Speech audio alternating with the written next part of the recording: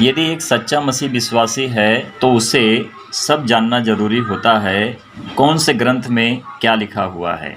यदि वह एक सच्चा विश्वासी भी होकर सब कुछ नहीं जान रहा है तो वह दूसरे ग्रंथों से कैसे लोगों को साबित करेगा कि हाँ, यहाँ पर इस तरह से लिखा और बताया गया है। आज हम जानेंगे, एक हिंदू के ऊपर बात उठती है, ब्राह्मण के ऊपर बात उठती है, तो क्या वह गौ मांस नहीं खाते हैं या फिर उन्होंने खाया है। यहाँ पर एक क्वेश्चन मार्क है जो हमें सही तरह से सिद्ध करेगा। हम पुस्तक को पढ़ रहे हैं, डॉक्टर भीमराव रामजी अंबेडकर लिखित अंग्रेजी ग्रंथ का हिंदी में अनुवाद किया है। अछूत कौन और कैसे क्वेश्चन मार्क यहाँ पर दिया है। अब हम इसको पढ़ेंगे, जानेंगे कि अंबेडकर ने कैसे साबित किया है कि एक हिंदू ब्राह्मण भी होकर गौ मांस खाते थे और खाया भी है, पर आज मांस को खाना अछूत क्यों मानते हैं। इस विचार में हम जानेंगे कि आगे लिखा क्या है। आप यहाँ पर देख रहे हो, बाबा साहेब डॉक्टर भीमराव रामजी अंबेडकर।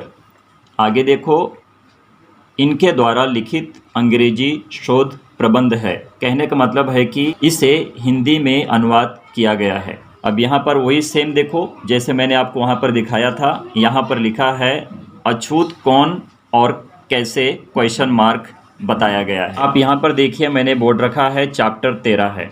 11 अध्याय को जरा हम देख लेते हैं। क्या हिंदुओं ने कभी गौ मांस नहीं खाया, क्वेश्चन मार्क। इस प्रकरण के अंत में डॉक्टर BR अंबेडकर लिखते हैं। तो कौन लिखते हैं? डॉक्टर भीमराव रामजी अंबेडकर लिखते हैं, प्राचीन काल में न केवल ब्राह्मण और गैर ब्राह्मण दोनों हिंदू मांस खाते थे। यहाँ पर क्या लिखा है कि मांस खाते थे, बल्कि वे गाय का मांस भी खाते थे। यहाँ पर क्या लिखा है? गाय का मांस भी खाते थे। अगर हम 12 अध्याय को देखते हैं तो यहाँ पर क्या लिखा है? 12 अध्याय में इस तरह से बताया गया है, ब्राह्मणों ने गौ मांस खाना क्यों छोड़ दिया, क्वेश्चन मार्क। अशोक के निर्देश में गौ हत्या का निषेध मनाही नहीं है। मनु ने गौ हत्या के विरुद्ध कोई कानून नहीं बनाया। उन्होंने तो विशेष अवसरों पर मांसाहार अनिवार्य ठहराया। पर यहाँ पर हम देखते हैं, लिखा है कि ब्राह्मणों ने ब्राह्मणों की नकल करते करते गौ मांस खाना क्या कर दिया?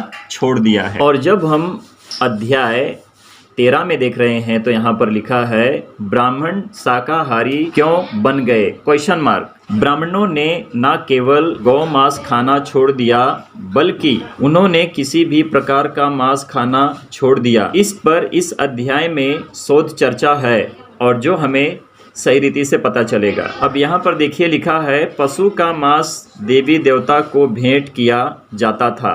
अब कहने का मतलब है कि देवी देवता को भी पशु का मांस चढ़ाया जाता था और रीति को मनोत कहा जाता था। ब्राह्मण मारे गए पशु के सारे मांस एकाधिकार जता लेता था।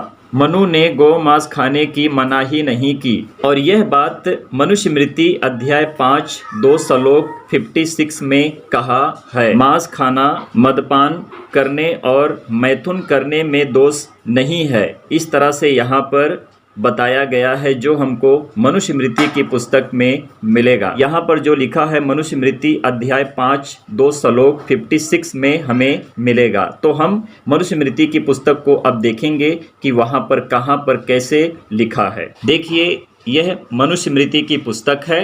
अब हम इसमें देखेंगे कहाँ पर लिखा है। देखिए, ये अध्याय 5 है।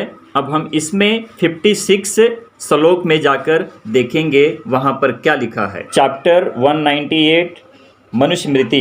अब हम 56 में देखते हैं, मांस भक्षण मदिरा सेवन और मैथुन में प्राणियों की सहज प्रवृत्ति होती है, अत इनके प्रयोग में दोष अथवा पाप नहीं है। हाँ, इन्हें छोड़ सकें तो अति उत्तम और बड़े पुण्य का कार्य है। ये आपके ऊपर है, आप खा रहे हो तो भी कोई पाप नहीं है और ना खाओ तो भी आपके लिए अच्छा और उत्तम है कि आप नहीं खाते हैं। अगर छुआछूत की बात होती है तो क्यों होती है? अगर आप एक सही रीति से एक दूसरे से प्रेम रखते हो तो प्रेम रखो, जिस तरह से बाइबल गवाही देता है। और प्रभु यीशु मसीह इस पर बताते हैं कि मनुष्य जो भी कुछ खाता है उसे वह अशुद्ध नहीं करता, परंतु वही अशुद्ध करता है जो उसके अंदर से निकलता है, उसकी जुबान पर आता है। तो इस बात पर प्रभु यीशु मसीह ने कहा कि मनुष्य जो भी कुछ खाता है, अच्छी चीजों को खाता है, बुरी चीजों को नहीं खाएगा।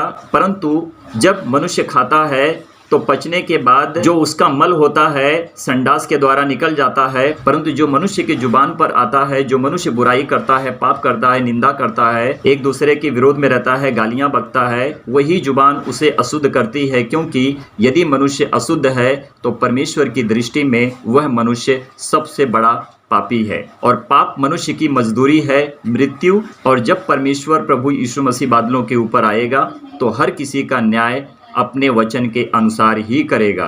परमेश्वर की महिमा हो। आमीन।